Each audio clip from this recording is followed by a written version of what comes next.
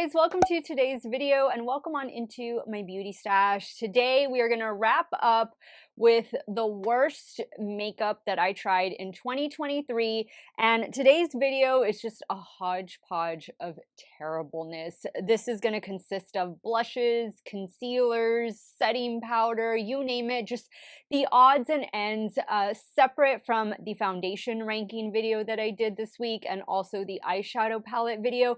You won't see any like palettes in today's video. You won't see any foundations mentioned just because I already covered those in the top 10 videos that I uploaded within the last few days. So if you want to check those out, you guys know foundation is one of my favorites, so is eyeshadow palettes. Then I do have dedicated videos over those. This is just going to be like a mixture of stuff, a basket full of terribleness. If it is your first time here on my channel, I just want to say hello and welcome to all of you. My name is Steff. I love trying out new makeup. I am primarily a new makeup review channel, but I do multiple looks with eyeshadow palettes. Yes, I did film this look. I do makeup ranking videos, get ready with me style of videos. If that sounds great to you, I want to invite you to become part of our makeup family. Do me a favor, click on that subscribe button and hit the bell next to it. That way you can be notified every time I do drop a new video. And if you are a fan of makeup ranking videos or you just want to see the terrible things that I tried in 2023, please give this video a big thumbs up before you go. As usual, I'll have everything that I'm wearing, not necessarily everything that I'm talking about because I'm not recommending any of this stuff, but I'll have all of those details linked and listed in the description box. Some of those things might be affiliate links, so if you do end up shopping through them, I thank you so much for supporting me and my channel. You guys can expect to see this look go up as a YouTube short and Instagram reel within maybe a day that you're watching this video. And I just want to take a quick moment to say Merry Christmas Eve. It is Christmas Eve when I'm filming this video, and hopefully Christmas Eve when you are watching this video. I hope you guys are eating lots of treats because I know I am, spending time with your loved ones and just taking it easy for the next couple days. If you guys want to see what made my terrible makeup of 2023 list, keep on watching. Okay, so these items are going to be in no particular order just because they're all different items. They're not the same type of item.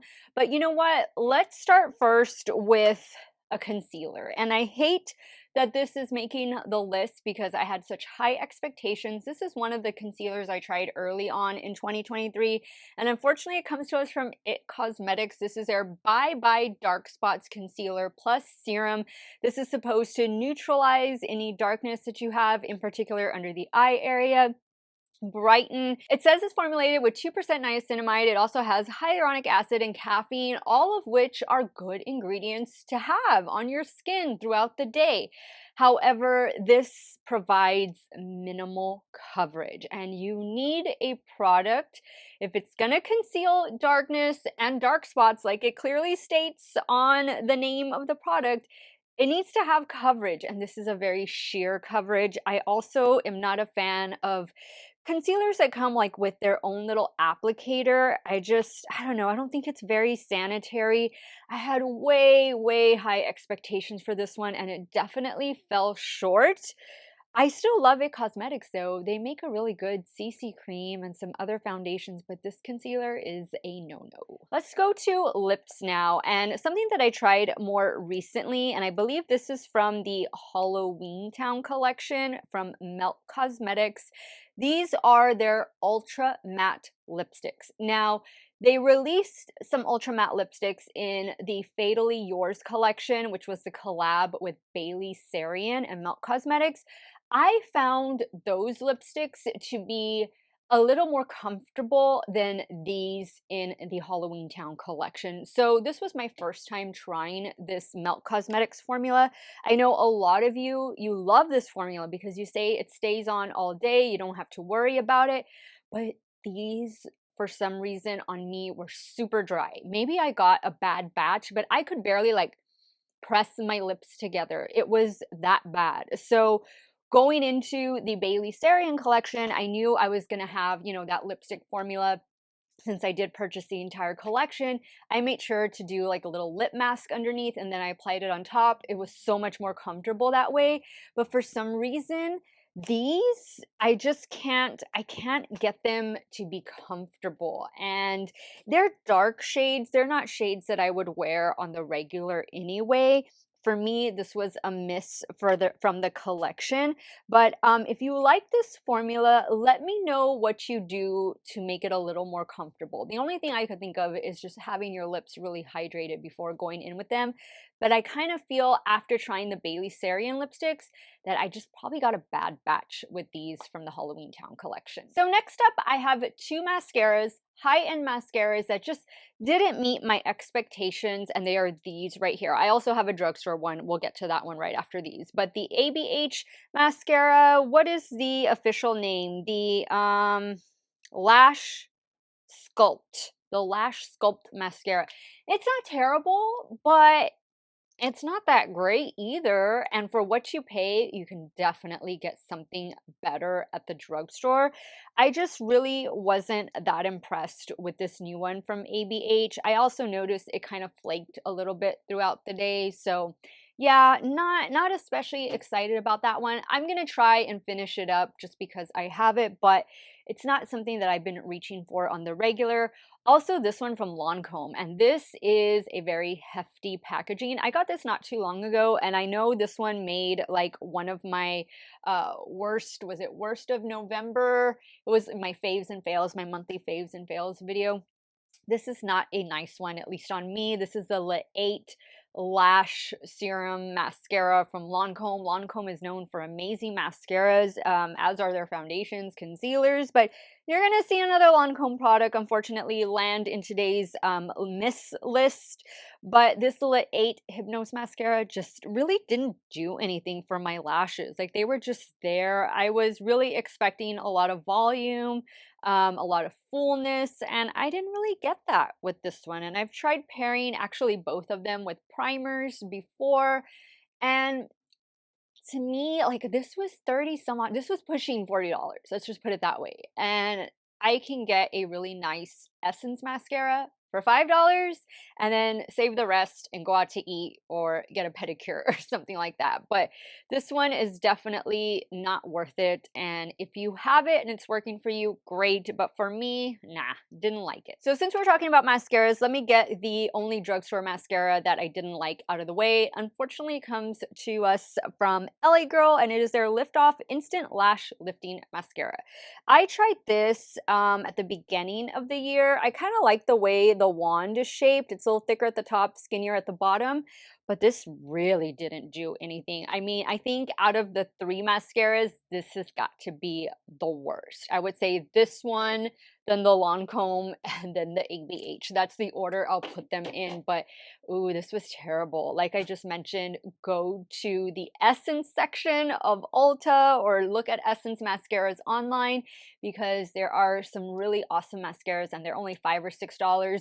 I am gonna do a best makeup of 2023, and you can rest assured that there will be an Essence mascara in that video because there is one I've been particularly fond of this year. Unfortunately, this one from LA Girl just fell flat. So next, let's talk about some lip products. In particular, these Plumping Lifter Glosses from Maybelline. Now, the original Maybelline Lifter Gloss is fantastic. I think that provides a nice plumping effect without the tingling sensation. These, however, have more of a burning sensation. And just keep in mind, I'm a little sensitive when it comes to spicy things in general. So maybe I'm just a little oversensitive when it comes to these type of products, but I swatched all of these shades out. I have a video where I swatched all of these, and then there was something else I was swatching also because they released something else. I'm forgetting what it was, but it was about a month ago. It wasn't that long ago. I don't feel that Maybelline needed to do this. So it has a little chili pepper on it. That's because it is made with chili pepper. That is what's giving your lips that plumping, tingling effect. I want to say there was like maybe 8 different shades released somewhere around there, and I got them all from Ulta Beauty online. I just don't think we needed these. The original formula is so good. If they wanted to come out with new shades in that formula, great. I think that's really good, but I feel like those give the plumping effect already without the tingling sensation. If you're one that loves the tingling sensation, then great. These are probably going to be something that you want to check out. And hopefully Ulta's having a buy one, get one half off. I noticed that on some of their drugstore items. So that would be a nice time to try these. But I just don't feel that they were necessary, and they were not my favorite glosses of 2023. In keeping with the plumping lip gloss, the one that took the cake that I think is worse the worst of the worst has got to be this one from Beauty Bay. This is their plumping gloss. While I think the shade is beautiful, holy cow. Like this paired with a nude lip liner, perfection. So, so good. But this was the ultimate in tingling sensation when it came to plumping glosses. This is the most intense plumping gloss that I have ever tried. Now, I'm not recalling the Too Faced ones, the lip injections, because I know those can get really intense, but this was definitely stronger than the Maybelline one over here. And this was part of one of the collections that was released in the summer. I'm forgetting the name of the collection. I know they still have this in stock though. If you have this, proceed with caution. My lips were on fire for the entire time I was filming the video. Yeah, I have not reached for this since, and it is going to be decluttered once I finish making this video. Okay, so let's jump back to Melt Cosmetics, unfortunately, and this little pot right here, this was in the Bailey Sarian collection. This is a gold glitter gel. So this gave me trouble when I was applying it on camera. It kept like just skipping a little area, like it wouldn't adhere to a particular area on my lid. So I kept, messing with it. You really, if you're going to use this, which I'm not recommending this, but if you are going to use this, you need to let it dry. Keep your eye closed, or whatever area of the face that you're applying this, just keep it free. Don't touch it. Let it dry. However, when I was done filming, I went to go take my shower and I was using my cleansing balm. I could not get this off. And then I went in with like a micellar water for waterproof makeup. I could not get this off. I had to get Scotch tape to help me get this off of my eyes and my face. And it was still there the next day and the next day, because that's what glitter does. It just hangs around until the end of time.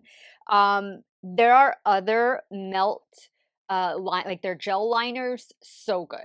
So, so good. They come off when you're ready to take them off. But this glitter, oh, this was too intense for me. And the fact that I needed to get tape to remove the majority of it, I mean, I guess that is a testament to the staying power of it, but that's just a little too extreme for me when I'm removing my makeup. All right, so the only face powder, unfortunately, that I have in today's terrible makeup of 2023 comes from a brand that I really do enjoy, and it's Nakia Joy Cosmetics. This is her pink version of her Velvet Finishing Powder. Now, I don't know, and that's what it looks like. I don't know why this didn't work for me. It creased. It made every concealer that I paired with it crease under the eye areas pretty significantly. Like it was definitely noticeable. And I don't feel like this controlled oil the same way that the original one does, because I have her original loose powder that is, I guess, I don't know if it's translucent or it's just like the fair shade, but that one does a good job. That one does a really nice job under the eye area in my T-zone. My T-zone is the oiliest place on my face, but something about this one just accentuated texture, and I haven't really been reaching for it. It's not my favorite. It's not my favorite. I was anxious to get it home and try it just because I love the original one so much, but I think if you're gonna be purchasing a pink powder, you're going to want to stay tuned for my best of 2023 list, because I'm going to be talking a couple pink powders in that video. And I would rather you check out those than this one. But if you have it and it's working for you, great. Unfortunately, this one from Nakia Joy, the pink one, did not work out well for me. Okay, so let's talk about another lippy. And this comes to us from One Size. I love this. I love the color. This is going to be like the cream lipstick, and then this is going to be the gloss. I love this. It just doesn't last. It comes off really quick, and it just like it's something that you really have to babysit. And it says that it's going to last a good while. It does not. As I'm drinking my water, and I have my water jug up here, you guys know I have my water with me all the time. You know, by lunchtime, this is already off. Like it looks really patchy. It doesn't feel that great. I think the color is so pretty. But this one just did not work for me. So this is the Velvet Flex Cream. And then, yeah, this one is the Cushion Gloss over here. There's several different shades to choose from. I got this from Sephora. But yeah, this was not one of my favorite lippies, unfortunately, of 2023. So a couple random things, and these could have come from the same collection. I don't fully remember, but this eyelash curler from Wet n Wild, I have several Wet n Wild eyelash curlers because it's a common item in some of their box sets. But this one, I don't know, this one did not do anything. This one didn't do a thing for my lashes curl wise. So I am definitely going to be decluttering that. And also this little blush from the Scooby-Doo collection. It's like a blush stamp. It's no. It's a big no for me. The packaging is super cute, and it even comes with a little mirror. You just have to peel off the sticker. But what's inside is not that cute, so I'm definitely going to be decluttering these two Wet n Wild items. Let's talk about another blush. A blush that I initially liked, but then as I kept on using it throughout the year, I was like, wait a minute, something's going on here. This blush, no, is not doing it for me. And I know several of you, when I use this in a get ready with me video, I want to say it was like in the summer, you all asked if it had changed colors. And I was like, no, because I hadn't noticed anything. But as I kept on using it, I noticed that it started fading and it did change colors. And I'm talking about this one from Nars. This is the Afterglow Liquid Blush, and I have the shade Wonderlust. So I'm going to give this a good shake, and I'm going to put it on the back of my hand. So it's a cool color, a nice like a lilac purple color. But then once you go about your day, it kind of, I don't know if it's one of those blushes that adapts to like your pH level, like the Tarte blushes do, but it doesn't stay looking this color. And maybe that's just what happens when this mixes with foundation and concealer. But you guys know I haven't been taking my bronzer down on my cheekbones. I've been primarily keeping it like to my forehead. So I don't think it was because of that. I don't know. This was a strange one. I don't know about this one. Let me know if you have this, if you've been wearing it this year. What have your thoughts been? I'm still a little perplexed on this one. I'll keep trying it. I'm not going to declutter it yet, but I'm kind of curious if it changes colors with other shades. If you have another shade other than Wonderlust, let me know if yours changes colors throughout the day. Next on my list is a setting spray, and this one comes to us from Vacation. This is the Super Spritz SPF 50 setting spray. Now, I did a video where I tested 5 or 6 different setting sprays that contained SPF. I wore the same makeup throughout the whole week, and I let you guys see, you know, the wear time and everything. I did my regular check-in so you guys could see how the setting spray was affecting the makeup underneath. Unfortunately, this was not one of my favorites of that bunch, and I picked this up from Ulta, and I noticed shortly after buying it, it went on sale for like half off. So I was like, maybe other people are having the same problem as me. I felt like this really kind of broke up the makeup. It really made me get oilier sooner rather than later. I don't think it mixed well with the stuff I was pairing with it. So I use this on those no makeup type of days, especially if I'm going to be out at the beach or I'm going to go to the pool or whatever it is. I'll take this with me because I want to use it before it expires.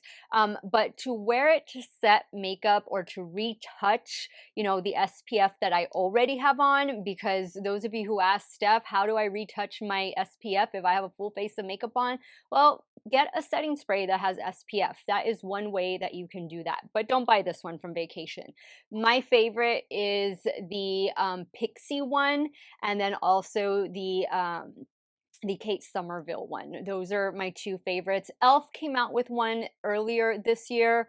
Is it Suntouchable? I think it's called Suntouchable. It's a spray. That one is pretty decent as well, but stay away from this one from the brand Vacation. Okay, so speaking of Elf, something that was really popular, and I know a lot of people were really excited when these were coming out, the Halo Glow wands. I picked up every shade of the contour, the blush, and the highlighter. I swatched them all out, and I did, you know, wear tests. I've been wearing these off and on throughout the year, but these are definitely not my favorite products.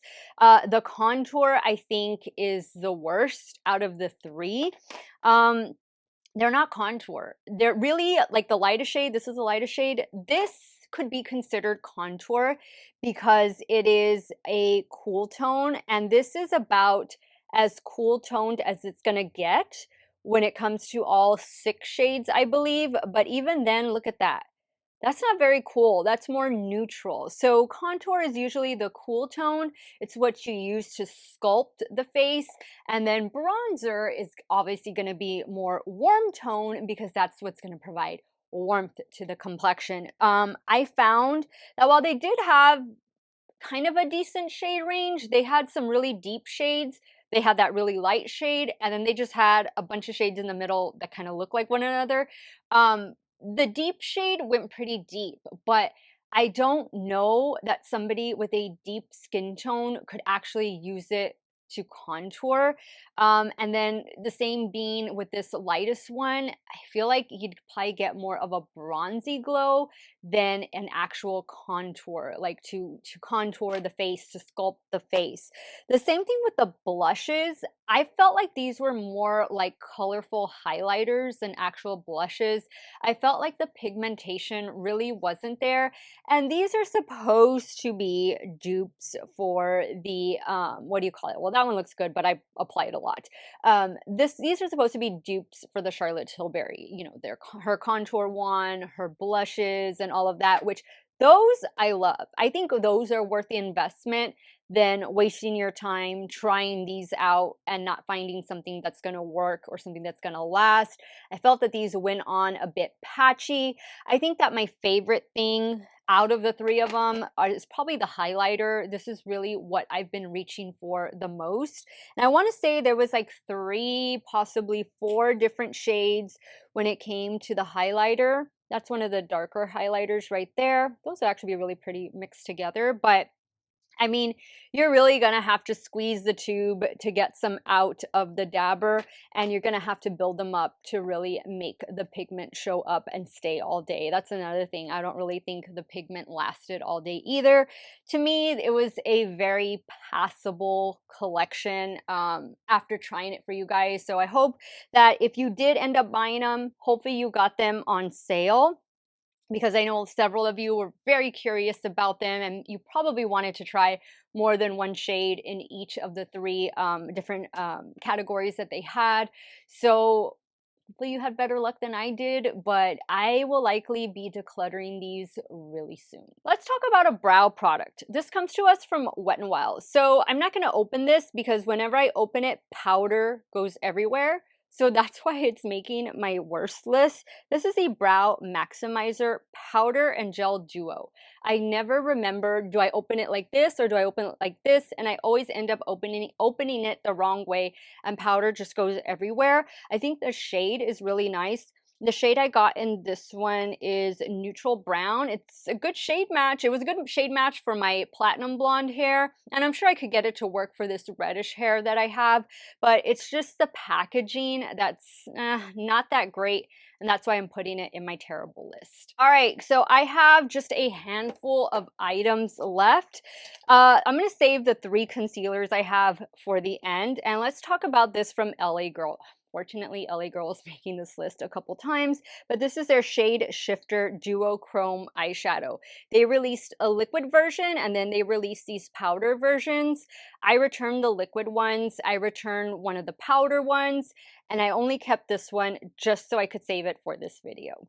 So these creased really bad, both the liquid and the powder, with and without primer. Tried them different ways. They looked great for a minute, and then they went totally south an hour later. So if you got these and you made them work for you, that's great. These were only like $6 for a nice little duochrome like this. That's actually pretty good. Well, is it or is it not? Because I think some indie brands, I know they put them all together in the palette, and the palette's really expensive, but I think you could find indie singles of duo multi-chromes for about $6 for the cost of these. So I don't know how good of a deal this necessarily is, especially because it creases. But if you've been able to make this work for you, great, fantastic. For me, I only saved this for this video, and I will be decluttering this at the end of the year. All right, so let's talk about the 3 concealers I have on my worst list. And unfortunately, these are all high-end.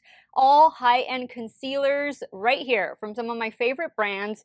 So this was my first time trying Valentino Beauty.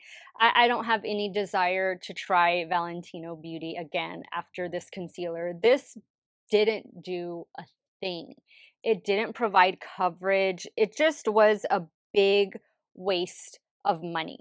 It's a nice shade for me. The shade I have in this one is shade LN2, and I think it's a nice shade. Unfortunately, it doesn't provide any coverage. It does nothing. When you start tapping it out or blending it out with, forget the sponge will soak it all up, but like a brush, it just blends itself away. It doesn't provide anything. If you're gonna get this, you're gonna have to wear a corrector if you have any type of darkness under your eyes, which I would imagine all of us have even a little bit of darkness. That's why we're putting concealer under there. Use a corrector for this one to see if you can get your desired coverage. But for me, this was a big waste of money, and it's really off-putting for me to want to try the brand again, especially because that was an expensive concealer. Also, the Tarte Radiant Shape Tape or Shape Tape Radiant Concealer. The shade I have in this one is shade 16N. So, they keep doing shape tape, shape tape, shape tape. It's this one right here. This is the Valentino. This is the Tarte. Very similar in shade. It's just a concealer that I don't feel we needed.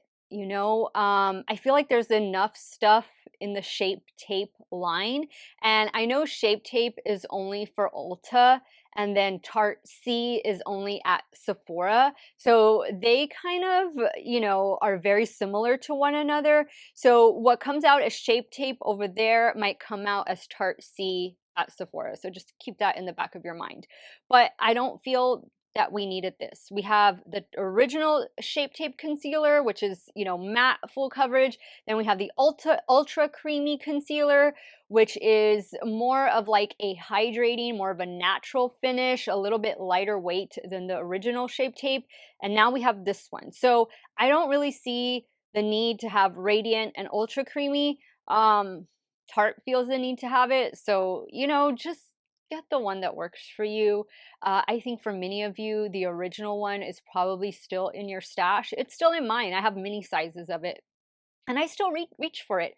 I can honestly say that I forgot about this concealer. I tried it at the beginning of the year, and really, I don't even remember the last time I used it. And then finally, this one hurts. This one really breaks my heart from Lancome. I had such high expectations. This is their Serum Concealer. I have the shade 105W. I'm going to put it there on the back. So it's right here, Lancome, Tarte, and Valentino. I love the Tint Idole Ultra Wear full cover or all over concealer, the one with the black cap on it. That is one of my holy grail concealers. This one, no. It's like almost like the Valentino concealer, almost like the It Cosmetics concealer, where it sounds very good, it sounds very promising, and then once it gets on your skin, it's just no, it doesn't really do much. I don't feel I got the coverage I needed out of this. I feel like this settled into fine lines. It didn't work well. I know several of you have managed to make this one work for you, and that's great. I love the coordinating foundation. The skincare foundation. What is it called? Skincare Glow, skin caring foundation. It has a white cap on it.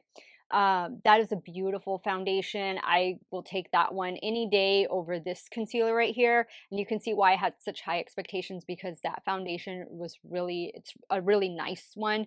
But unfortunately, the concealer did not meet those same expectations. And that's why it is finding itself on my terrible list of 2023. Okay, guys, so that wraps up today's video. The worst makeup that I tried in 2023. No offense if these are some of your favorites, not everything is going to work for everyone, and what I like may not necessarily be what you like, and vice versa, and that's okay. It's just makeup. We're just here to try it, have fun, with it, and see what we can find, what holy grail items we'll discover, and what terrible things that we just need to stay clear of.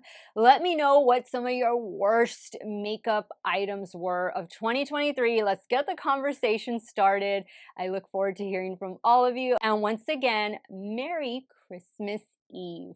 I want to thank you guys so much for watching another one of my videos. Y'all have a great day or night, wherever it is y'all are at. Stay hydrated, drink that water, and I'm going to see you all very soon. Bye.